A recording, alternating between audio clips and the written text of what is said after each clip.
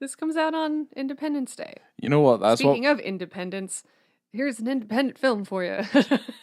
Well, that's what we should write. We had all the ripping and the tearing up before. That was for Memorial Day. Yeah, now it's wiener time. Yeah.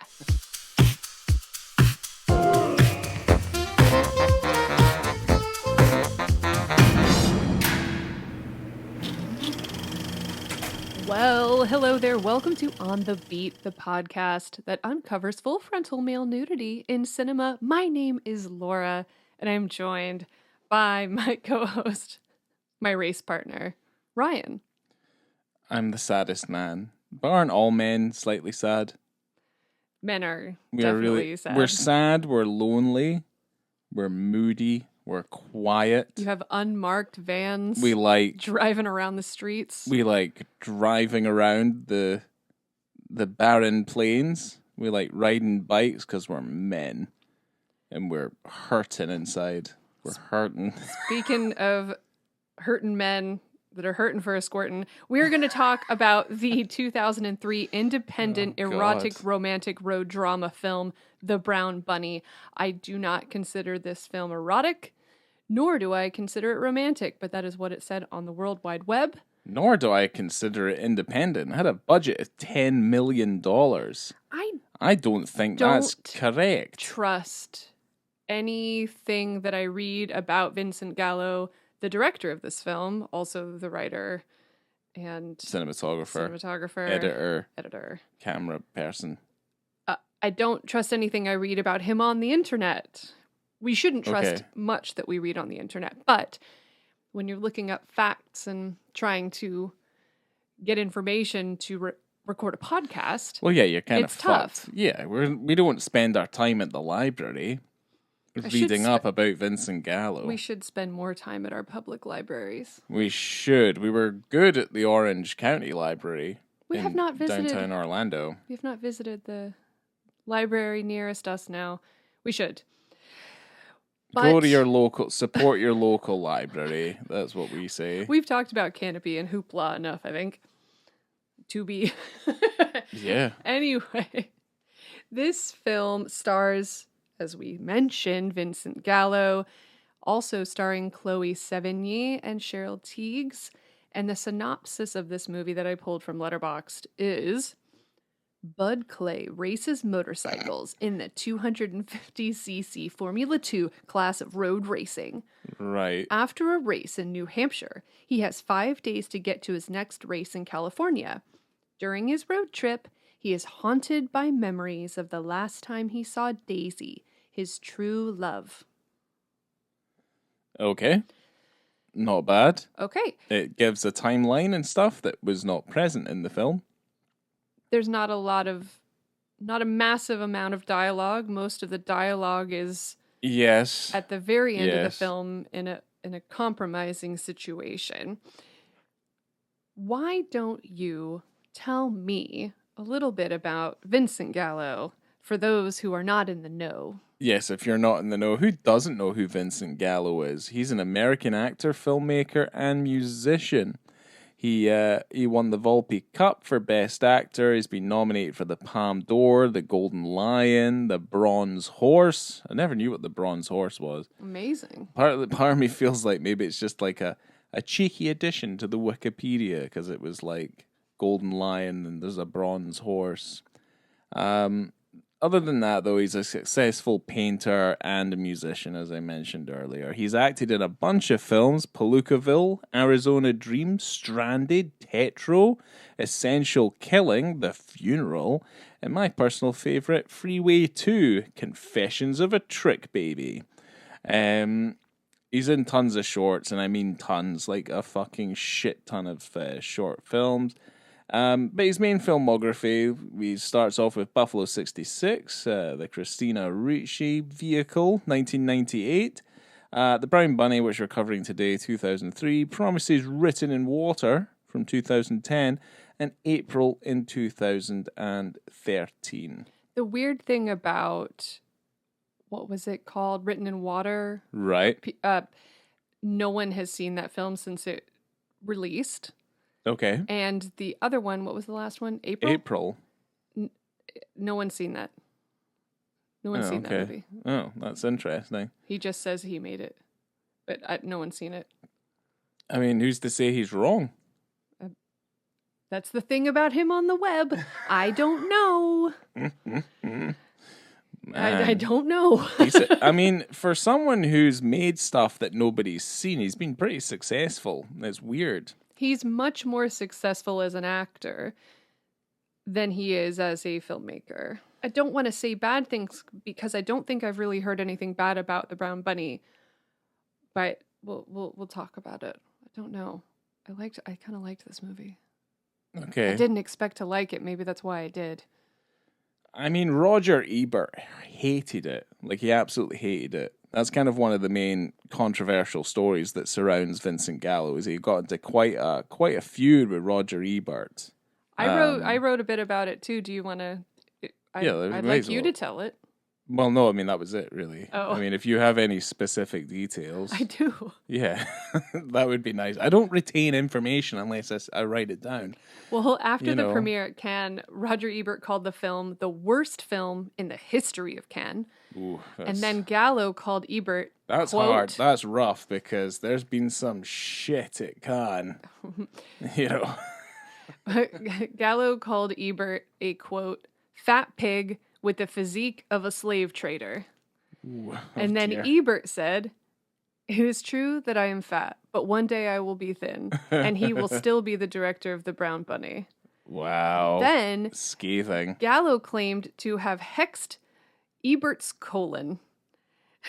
And Ebert said that a video of his colonoscopy was more enjoyable than watching The Brown Bunny. Eventually, there was an edited version of The Brown Bunny, which is the one that we watched. Well, I think it's 25 minutes shorter than the premiere. Because it was like 114 minutes or something, and they said that was murder. Like it was practically unwatchable, which is kind of I mean, I guess it would just be kind of more of the same meditative stuff, basically. Right.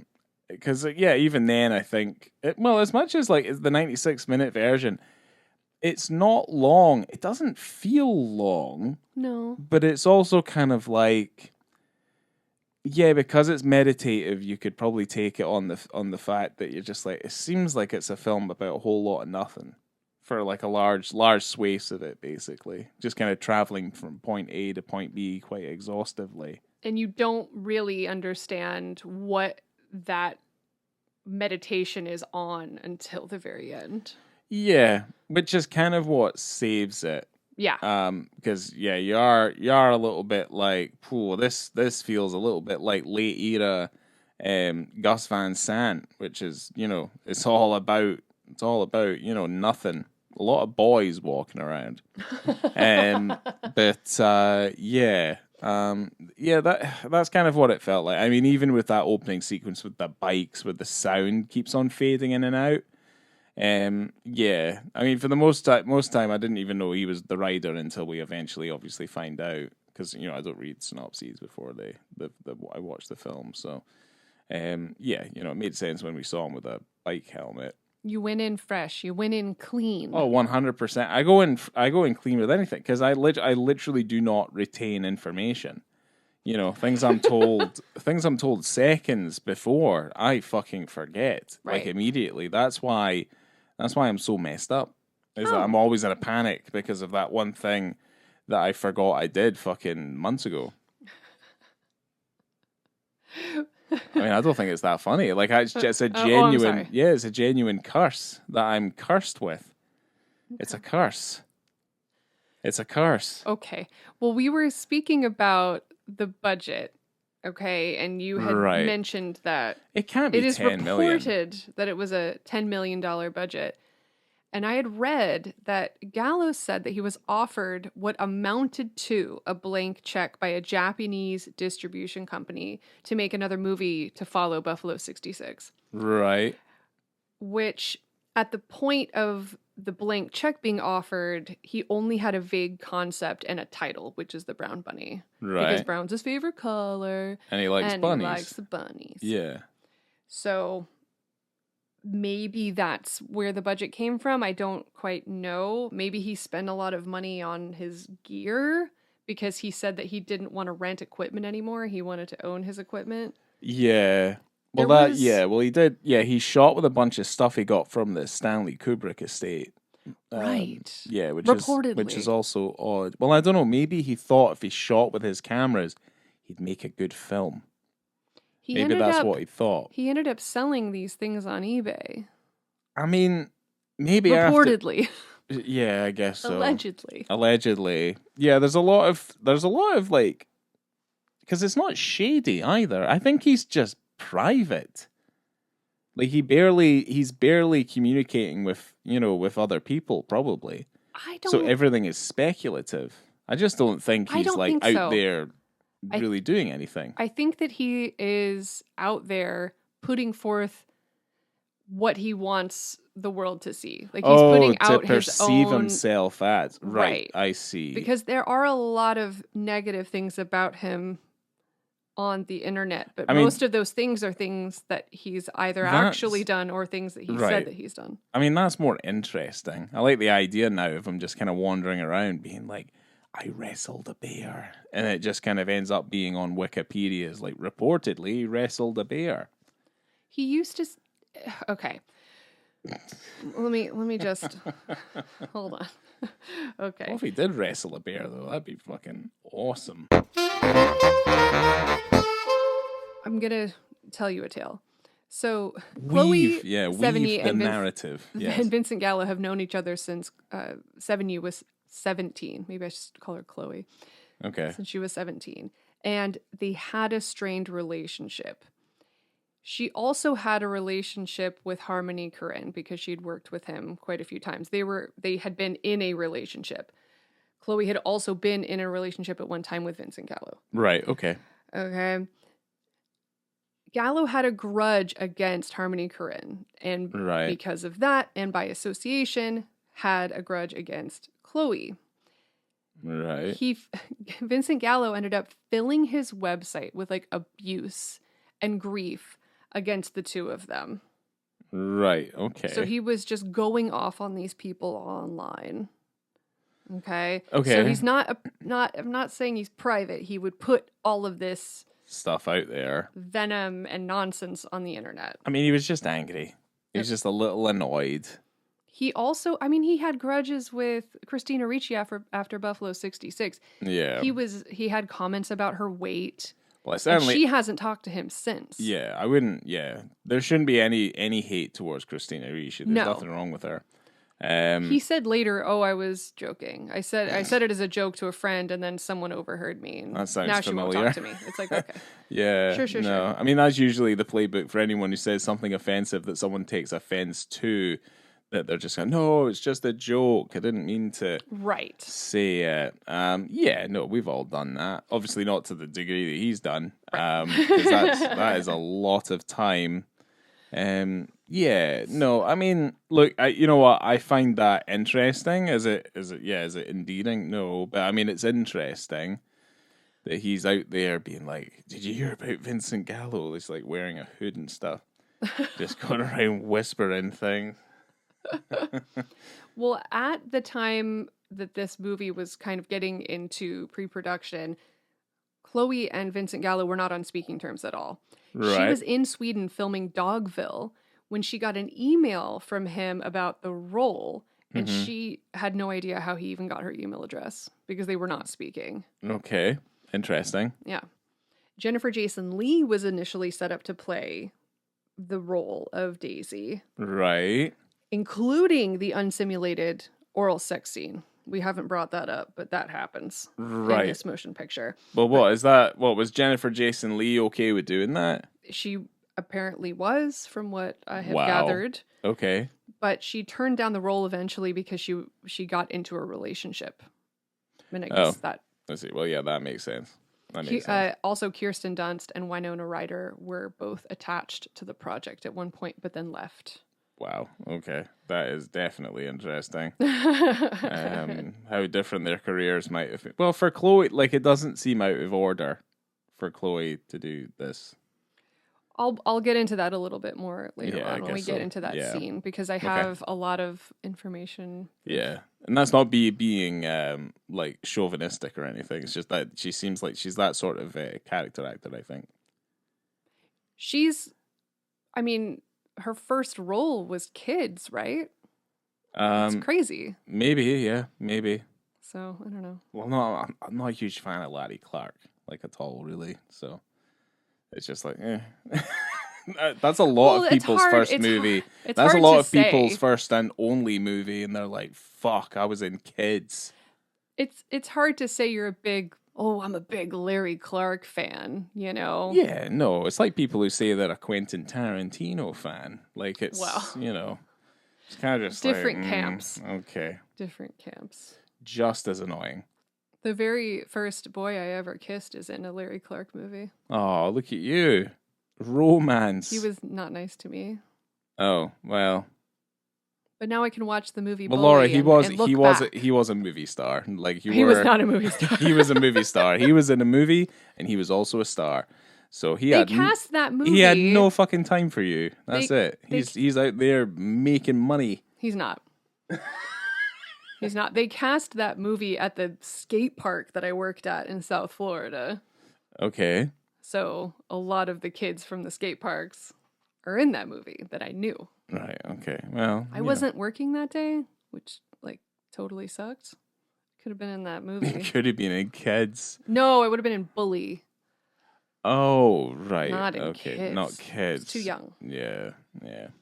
Okay, let's get back to the point, Yeah. Let's get back to which this is Vincent, not movie. Larry Clark, meditation. not meditation. Harmony Korine. Very much a slow meditation. Continue meditating, please. Well, I guess before we get into the movie, I have a tiny bit more about the Ebert thing. He ended up giving the edited version that we were talking about before 3 out of 4 stars. Yeah. He forgives and forgets because he likes motion pictures. He does. He He's likes kind of the like truth. you in that respect. Like, there's not a lot of things in this world that'll cheer you up other than just like putting on a movie or something in your face. Just you're like a motion picture magpie. I love movies. Yeah, moving pictures. I love motion pictures. moving pictures. Yeah, there's not a whole lot that I don't like. Yeah, no, I think Except Roger. Bridget Jones's Baby. Yeah, Bridget I Jones's hate that Baby. movie. Yeah, no, I don't think. I think Roger Ebert took everything in his stride. Seemed like he was funny. He was up for a laugh. You know, he was a serious film critic. Let's start with the movie. Yeah, let's just get Let's into the talk about movie. the movie a We don't need little to bit. talk about the man. Let's talk about the movie. So, Laura, let's talk about the movie. Apparently, Gallo painted and repainted the bike at the beginning of the movie dozens of times to get the right shade of gold. Yeah. And he had a mental breakdown several times. There was a point where he had to do like a reshoot because he had lost some of his hair. He like pulled his hair out because he was just losing his mind. And you could see the bald patch on his head. Oh, And he had to okay. fix it. Huh. Interesting. Very and he interesting. realized during this production that he had to think about his own mental health because he was starting to absolutely lose it. Yeah. Okay. Wonder why. Wonder why he was losing it. I don't know. Yeah. Making movies is hard work. It's really hard work. It's much harder than most people out there. If you didn't notice, all of the women in the film have names of flowers. Did you pick up on that? Yeah, and it makes more sense now, but it's so contrite, you know, it's just like, yeah, contrived. It's just like, okay. I was trying to figure out the age of the first girl that he picks up from the convenience store. Violet. Couldn't find her age on there. But I know that Gallo was 40 or 41 when they shot this. Yeah, no, it's a movie. Movie magic. I don't know if that's movie magic, mister. I think that's a interesting casting choice. Yeah, well, that's I was thinking. I mean, well, that's the thing. Here's my notes on that particular moment. He meets girl, takes girl, kisses girl, leaves girl. He thought he wanted a road trip buddy and then changed his mind. No, he was like, she's way too young if I get caught with her across state lines. That's crazy. Yeah, I mean, I would also say, like, right from the off, it feels like, as much as he touts he's the cinematographer, it feels as though he's shot it like himself. Like it's just him and the camera in the car, basically. Yes. Like that's how it feels. Now, do I think that's a bad thing? No. I mean, the issue is that the film is mostly out of focus. For large swathes of the film, it's like there's no point of focus in the shots at all. There were a few of those. Well, he shot it in 16 millimeter and then blew it up to 35. That will also make the thing not look particularly sharp. He wanted that old-timey, grainy look is what he was going for, which he achieved. Yeah, I guess. Yeah. I mean, the film looks fine. I think I was moderately impressed with some of it. It's just, For again, a vibe. It has a vibe. it does have a vibe. It's just, yeah, the thing is, it's just like the wild, like, out of focus stuff in it as well. But it's like, so much of it is out of focus, you kind of just forgive it for the fact, well, that's just what it is.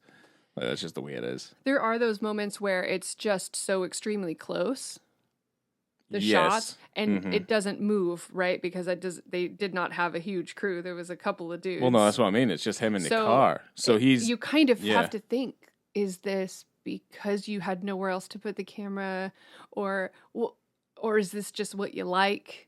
You like it being right there up against your face and off center, a little weird. I mean, I guess it's like out of necessity, but I mean, out of that necessity, you kind of have to think a little bit more out the box. So I mean, some of the shots are decent. Like I would even go so far as to say good, but it definitely felt as though it was out of like necessity, because it kind of like there's stuff like that certainly within the car. It reminded me a little bit of Under the Skin, but Under the Skin does it better. Right. You know what I mean? Oh, yes. Yeah, you're right. Yeah, that's kind of what it reminded me of. But Under the Skin does do it better because it's like it's genuinely trying to capture the environment around, obviously, Scarlett Johansson's character. Right. In this, it's like we're kind of just focused on him, and the journey is just kind of, it's just in the peripheral. So, yeah. I'm interested to see if you have anything else written about the film. Because I didn't. Because it's, going from flower to flower. It's just not road to road. It is, yeah. And like it's you not were saying, particularly descriptive. Like there's not a lot of to say it's not a lot of content. I mean, there's probably not a lot of explanation. And because the shots are so tight most of the time, you're obviously restricted from getting as much information from the shots as possible. So there is that. But I mean it's really hard to like describe this film. It's like very much like a feeling, like we've kind of said. Like you'll kind of either dig it as it goes and then you get to its conclusion, or you'll find it probably a little bit boring. He did say he said it a couple of times that if you hate this movie, you're not looking at it in the right way, because it is, he thinks it belongs more in an art museum as an art piece than as a film, than as a motion picture. That's fine. Yeah, that's fine. I think, certainly that rings true. Like I'd probably have more respect for it in a gallery. I'm not going to sit in a gallery for 90 minutes and watch this, though. No. But I guess anywhere you kind of pick up narratively, you would be fine other than the end. I think in a cinema, this would be pretty decent, I think. I agree. Yeah, I think in a cinema with other folk, it'd be a pretty decent experience. And we're going to get that experience as well. Oh, yeah, because we didn't invite our friends from Uncomfortable Brunch on this episode. Whoops. Because this is happening before we went to the screening. Yeah. So we still have the screening to come up. Plus, sometimes it's just nice to listen to Ryan. Yes, So absolutely. yeah, we don't have to have friends around all the time, Laura. I thought I was enough. You are I'm enough. definitely fine. You are valuable. I am enough. That's nice to know. Yeah. Yeah. I was doing a quote from Materialists. Yep. I'm gonna jump into it. Yeah, I think we have to. Smoking crack in a fucking bathroom. Yeah, she's smoking crack in a bathroom. That's how I'm starting this off. I'm gonna start it off with 1 hour, 18 minutes, and 45 seconds. We have been on this journey with Bud in his car meeting women, and we've been getting flashbacks of someone who appears to be really important in his life. He visited her parents' house, and he's getting these flashbacks of this woman, Daisy, who is Chloë Sevigny's character. Yep. And we're wondering, what's going on there? What's this all about? Huh? What's she doing kissing him on those lips? He goes to her house. She's not there. He leaves a note. He calls the front desk and says that there is a woman. Her name is Daisy. If anyone named Daisy shows up, send her on up to my room. Okay? Knowing what we know now, like he's just a bit of a psycho in this movie. Like the things he does. I don't really? Yeah. Like what? Well, like the banging on the door at her house and leaving the note and stuff like that. And then also like phoning up the front desk to be like, someone's going to call me. Trauma does things to you, okay? So and this I this believe surprised that. this surprised me, but that comes later. Well, these two people are together in this hotel room, Daisy and Bud, and yeah, because she just shows up. She does. She just appears. appears. Yeah, and she keeps going to the bathroom, and she's smoking crack, and she's very panicked, going through her purse, taking pills, and showing him old photos of them kissing. And she's addicted to crack. Yeah, she's addicted to crack, like anyone would. And if you smoked crack. It's interesting because you don't exactly know what happened. You don't know about their relationship. You don't know. No. You just know they had one. Yeah, they had one, and he's really broken up about it, and he kind of dislikes her a fair bit. He's quite resentful and pushing her away. Yes. And she's really not wanting to be pushed away. No, because she's like, well, she hasn't. She misses kissing his lips and the taste of his lips. She doesn't want to kiss anybody else. Nope. Ever. Nope. She's not interested. She just wants a taste of those Gallo lips. He doesn't believe her. But then. No. And then. It gets. Serious. Steamy is not the word. Serious is maybe it gets the really better word. Serious. It is not steamy. Yeah. It is not erotic. No. It is. Check your watch. It's wiener time. It's wiener time. And it surely does go on for quite some time. I can't believe you said that. I told you not to say that. That was amazing. It was awesome. Yeah, no, she pulls out his raging erection. He sure does. Well, this is an unsimulated fellatio scene. Where else have we seen that? Infamous, we would say. Where else have we seen that? 9 Songs. Yeah. Is the other one. Wasn't Lust Caution maybe one? Potentially. But Lust Caution was just kind of like, that looks way too real. You know what I mean? There will be other ones that we did, but that we do in the future. But this one is... Yeah, quite an infamous... It's the scene that basically made people dislike the film, basically. Right. Like, it's the main reason why people don't really like it. And I think it's for good reason, to be honest. Go on. It just depends on, like, how you take this guy's journey. Like, do you even give a fuck? But then when you see this moment, because the film is like surrounded by like a fair amount of misogyny as well. Like I think that's pretty obvious. Those kind of little hints and things, and then you kind of see it. You kind of start to see a little bit more and a little bit more. Like I think it's yeah, it's just this kind of awful trauma blowjob thing. I agree with you. Yeah. It is. It's quite long, this scene, and it is uncomfortable. The noises are uncomfortable. I The mean, words being used are uncomfortable. I think just the fact that you see everything, like there's nothing is like left to the imagination. No. Like you're just like, okay, Oh, this is it. we were talking about close-up shots that are quite close. This is one of them. This is Yeah. several of them. Is it too close? Yes. It's But I too think much. that is the point. The point of this is that it is uncomfortable and it's voyeuristic Yeah. and it's somewhere you don't want to be. No. You don't want to no. be in that brightly lit room. And there's nothing worse than looking at a guy in a movie or something, and he's wearing his jeans, and you can tell he's got a boner.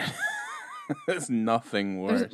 Really? There's nothing worse than that? I don't think it I've looks seen great. worse things than I don't a think it boner looks in that jeans. great. Yeah, I've not.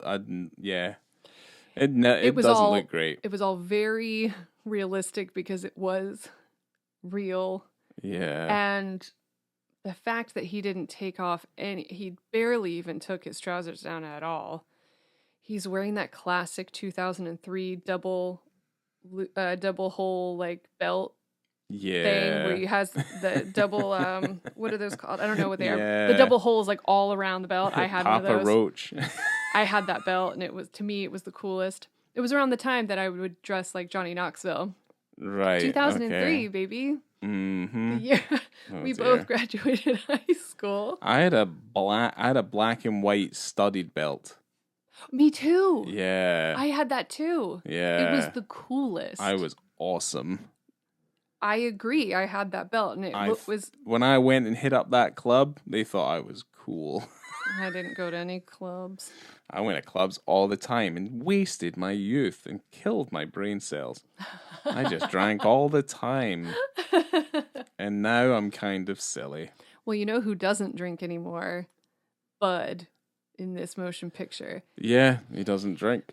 Well, okay. So we're still in this brightly lit hotel room. Let's just say that this fellatio goes on for quite some time. And it ends. It finishes. He finishes up the situation. And what I hate most is what he says when he's done. Or when she's done. Is, you're a whore. You're a fucking whore. And he says it over and over again. I hate you. I'm not in love with you anymore. Why did you kiss those boys? And you're going, why are you saying that? Yeah. You're having like a blowjob regret. I don't understand, but this is kind of where we figure out what the hell happened between these two characters. And it blew my mind. This was a first time watch for me. I don't know if we mentioned that. You also hadn't seen it, Ryan. No, I hadn't seen it. So, yeah. I don't know if I want to like give everything away, but geez Louise. Let's just put it this way, and I don't think we should say it because I think maybe just keep it as a mystery. If the film doesn't do this and you weren't really enjoying the meditative stuff that happened earlier, this is rubbish. Like if you're not into any of the stuff that happens, then you're kind of like, yeah, this film's probably dead in the water to you. But okay, yeah, sorry. What does happen is actually pretty stupendous, and I quite liked it. Me too. Yeah, because it's kind of wild and weird. It comes completely out of left field. Fantastic. So. But then it wraps everything up so nicely. Okay. Yeah, it just makes everything make sense, You're basically. Like, damn, I didn't think that was going to be good, and it kind of got me. Well, Chloë Sevigny said of the sex scene, because obviously she was asked about it probably too many times because of the content of the film. She said, it was the toughest thing I've ever done, but Vincent was very sensitive to my needs. He was very gentle. It was one take. It was funny and awkward. We both laughed quite a bit, and we'd been a little bit intimate in the past, so it wasn't that strange. I agreed to do it for the movie. I knew I was going to do it, and I did it. That's it. Okay. And in a 2011 interview with Playboy, she said, "There are a lot of emotions. I'll probably have to go to therapy at some point, but I love Vincent. The film is tragic and beautiful, and I'm proud of it and my performance." Okay. I mean, she's the only one who should have any issue with it. Anyone who's taking issue on her part is kind of like, yeah, it's weird. Fully agree. Yeah, like she's the only. If she's not taking any issue with it, then I think everyone should just let it lie. Vincent Gallo writes a lot on the internet. We said this before. And he's constantly putting out memos and articles. And Yeah. in 2018, he wrote an open letter. This is a little bit long, but I find it interesting. Okay. He said, "The Brown Bunny was an attempt at maintaining illusions and simultaneously presenting a heightened and enhanced version of reality, while hoping to result in new forms of insight into pathological behavior. I was also interested in a character that even during sex could not let his mind go blank and fill up with the sex. Instead, while having sex, he's rapidly thinking and his thoughts have a range of emotions far away from pleasure. This strange behavior juxtaposed against graphic, real sex is disturbing. The common purpose of pornography is to enhance sexual pleasure or sexual fantasy. I chose to use imagery common in pornography, but placed these images in the emotional context, which included intense guilt, anger, regret, anguish, and confusion. In this context, it's difficult for the images to enhance sexual pleasure or sexual fantasy. Instead, the graphic images work better to enhance the discomfort of intimacy. The Brown Bunny is not an attack on feminism or a sexist comment on the contemporary woman's increased demand for sexual fulfillment. Instead, it is simply a reminder of the corrupted nature of men when having contact with a less than sober woman." Okay. Sorry, that was long. I maybe could have cut some of that. Interesting. But I put it in there anyway. Yeah, well, it's like he's like not really talking about it in the sense that like it's an attack on feminism, but then it's just like really, in all honesty, it's about a man who's having to cope with a woman with substance abuse issues. Or, I mean, it is a confrontation of guilt, of huge, gross mistakes and misrepresentation of Yeah. a woman who he claimed to love. Yeah. Yeah, You know? potentially, yeah. Yeah, because it's all in his head. So, you know. Mm-hmm. Yeah, it makes You sense. got to face that guilt for the wrongs that you have done. Yeah, he's a wrong boy. He's a corrupted man. Corrupted soul. You know, keep on driving, keep on reaching on- that horizon, Yeah, bud. keep on trucking. Keep on trucking. The tip of a wink and a tip of the hat. The tip of the dick. I'm Yeah. sorry. Come on. Right, ratings time. Check your watch. It's ratings time. I'm glad I don't have anything else written down. Well, sure. I mean, in terms of visibility and context, visibility is 5. It's 5. It's 5. With context, I mean, sure. I mean, it could all be a 5 when you wrap the whole thing together. I don't know why it wouldn't be. I mean, the man is facing, I don't know, or trying to confront his past. He's been completely delusional about it. Without this part of the motion picture, I don't know if the rest of it works very well. Does it have to be exactly like it is? Not necessarily, but if you're trying to put people in an uncomfortable position and trying to flip what people would normally see, you know, as something quite potentially arousing and quite sexual, and putting it in a really uncomfortable lens, like quite up close with the mics right up against there, and you're hearing all these noises, and it's very, very bright, and it's not very attractive. that's what he was trying to do. And he definitely did it. It is not comfortable, and it's incredibly awkward. And, while we were watching it, I rewound it because I couldn't hear what he said at the end, and then accidentally watched the whole. Yeah, we watched it too. Quite a bit of it again accidentally. Yeah. I wasn't happy like, about that. Yeah, I didn't like that. But yeah, I'll keep it at a 5 because it's one of those types of moments that you don't really get very often, and I don't think it's offensive in any way. And everyone was down to do it, and I think it proved a point. And I'm down with that. Okay. Yeah, so I mean, I would probably. I don't really have anything to add on top of what you just said. So I mean, yeah, I think the visibility obviously is fairly clear. The context makes sense to me. Yeah, I mean, if this scene doesn't exist in the film, then I just don't think the film's not really speaking to me the same way. So. Yeah, she can't just show up and give him a hug. Like, it's a heightened moment. Yes. That culminates. And yeah, I just think it would be lame otherwise. Yeah, it would be. I mean, a if bit they have lame. sex, that's like fine. But I think that's okay. It's just, I think it's just a little bit more in your face. It sure is. Shocking. So yeah. I mean, in terms of rating the film, maybe I'll just go first. Sure. So I gave the film a 3.5.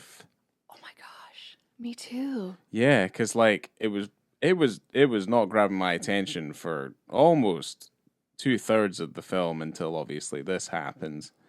And yeah, it kind of brought it back up when everything was revealed. So I'm going to say a 3.5, and it's very lucky. Could have quite easily have just been 1 star, but it's not. It's 3.5, which is way better than average. Yeah, I don't know. There was a moment at the end of the film where I thought, man, is this going to be a fucking 4? Can't be.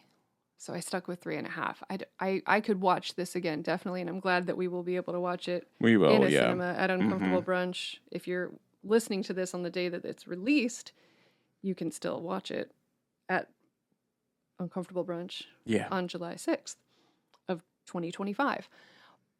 But yeah, I think that'll be a lot of fun. And I don't know, yeah, I liked it. I was surprised considering all of the sourness and all the things I disagree about Vincent Gallo as a human being. I don't know. I think this works. Yeah. And it's also a nice time capsule. And you kept saying when he was driving around, he goes, for anybody else not in America, like it could have just been one place. Yeah. But for being in America, you're like, it really does travel through quite a bit of different terrain. It does, it does travel through a fair amount of the United States, at least kind of in the the southern parts. With Nevada and California, and then obviously from I think Arizona is also in there. But no. Yeah, I don't know. It surprised me. It genuinely surprised me. Maybe it was because my expectations were incredibly low. Yeah. But yeah, liked it. Well, you know what we should do? It's not an easy movie to get either. I think he only sold like a couple of 200 copies of a Blu-ray, and then he signed every single one of them. Huh. It's hard to get.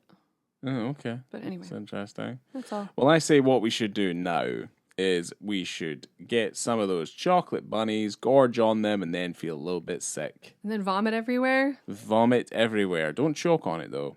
That's the mistake you make. And then give chocolate vomit kisses. To each other. Wow. Yeah, the dog would love it. No, it's poisonous to a dog. Oh, sorry. Chocolate vomit. Yeah.